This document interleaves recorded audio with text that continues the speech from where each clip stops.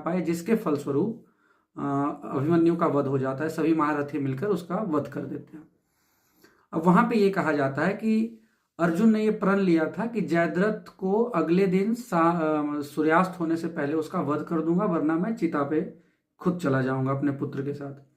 अब यहाँ पे एक बहुत ही इंपॉर्टेंट बात है कि जयद्रथ, जबकि अभिमन्यु को तो सबने मिलकर मारा था, तो उन्होंने जयद्रथ को ही मारने का प्रण क्यों लिया?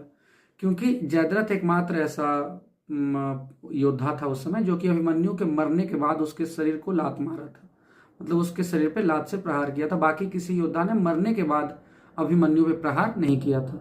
इस बात से दुखित होकर, इस बात से वो कुपित होकर अर्जुन ने प्रण लिया कि जयद्रथ को कल सूर्यास्त होने से पहले उसका वध कर दूंगा। और अगले दिन सभी पूरी कौरव सेना ने पूरी तरह से ये रोकने का प्रयास किया कि अर्जुन किसी भी तरह से जयद्रथ का वध न कर पाए। लेकिन अर्जुन ने उस दिन अकेले ही 7 अक्षौहिणी सेना, कौरवों के 7 अक्षौहिणी सेना को समाप्त कर दिया।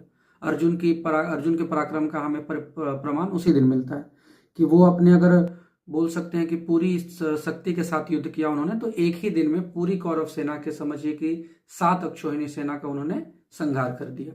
और संध्या होते होते जब संध्या बेला आई तो कृष्ण ने एक रचना रची कि एक लीला करी कि सूर्यास्त का एक वातावरण बना दिया, जबकि वास्तविकता में सूर्यास्त हुआ नहीं था। और अर्जुन ने उसी का फायदा उठा करके जैसे ही सूर्यास्त का जो वातावरण था वो खत्म हुआ, उसने जयद्रथ का वध कर दिया। जयद्रथ को एक और वरदान था कि जो भी उसका सर काटेगा या फिर जो भी उसके मृत्यु का कारण बनेगा, जो भी उसके सर के कटने का कारण बनेगा या जमीन पे गिरने का कारण बनेगा, उसी समय उसके सर के 100 टुकड़े हो जाएंगे। तो इस बात का ध्यान रखा गया और अर्जुन ने उसके सर को काट के उसी के पिता जो कि तपस्या कर रहे थे उसी के गोद में जाकर के गिर गया सर। जैसे ही उस पिता ने अपने पुत्र का सर देखा, वो खड़े हो गए विचलित होकर के, और उन्हीं के कारण सर जो था वो जमीन पे, उसका जो शीश था वो जमीन पे गिर गया।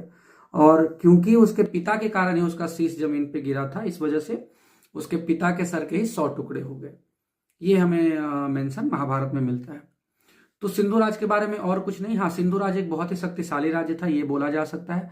बहुत ही समृद्ध राज्य भी था क्योंकि वो नदी के किनारे बसा हुआ था और जितने तरह के व्यापार होते हैं, खेती होती है, सब वहाँ बहुत अच्छे से होती थी। तो हम ये बोल सकते हैं कि सिंधु राज बहुत ही शक्तिशाली और एक संपन्न राज्य था, लेकिन वहाँ का राजा बहुत ही ज्यादा दुराचारी था। तो सिंधु राज के बारे में आज हम लोग इतना ही बात करेंगे। मिलते हैं आपसे अगले वीडियो में।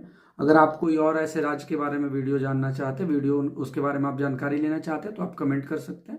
हम लोग इसी सीरीज में हम लोग उस राज्य को भी जरूर कवर करेंगे। नमस्कार।